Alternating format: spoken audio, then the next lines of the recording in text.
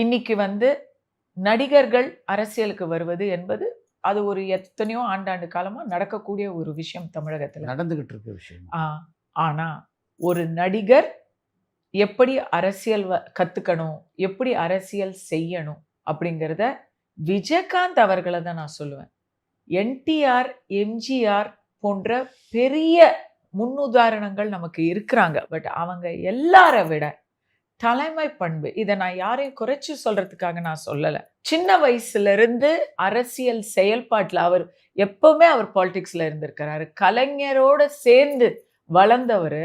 நான் என் ஷூட்டிங் ஸ்பாட்ல எல்லாம் சாப்பிடுறதுக்கே அவருக்கு இழுக்கணும். புடிச்சு அவங்க உதவியாளர்கள் வந்து அவர கட்டாயப்படுத்தி சாப்பிட வைப்பாங்க. ஏன்னா யாராச்சும் ஒருத்தர் வருவாங்க அங்க உதவி கேட்டுக்கிட்டு.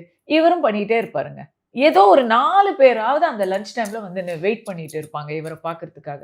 யாருக்குமே இல்லன்னு சொல்ல மாட்டாரு. ஆஃபீஸ் வந்துருங்கம்பாரு. ஃபர்ஸ்ட் சுப்பாராவ் அவென்யூல ஒரு ரெஸ்டாரண்ட் இருந்தது. நியூ மதுரை ரெஸ்டாரண்ட்னு.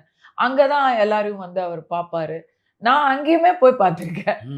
நடிக்கிறதுல பார்த்தீங்கன்னா, விஜயகாந்த் மாரி கேஷுவலா நடிக்கிறதுக்கு எந்த ஒரு இதுனாலும் அவர் ஃபேஸ்ல வந்து அவர் சிரிச்சா ரொம்ப அழகா இருக்கும்.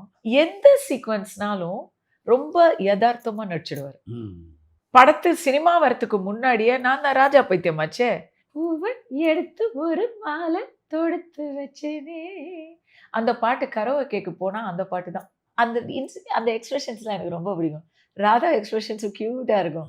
விஜயகாந்த் சார் எக்ஸ்பிரஷன்ஸும் கியூட்டா இருக்கும். பட் நான் விஜயகாந்த் சாரை பார்க்கும்போது அவர் ஏற்கனவே கேப்டனா இருக்கிறாரு. நடிகர் சங்க தலைவரா இருக்காரு.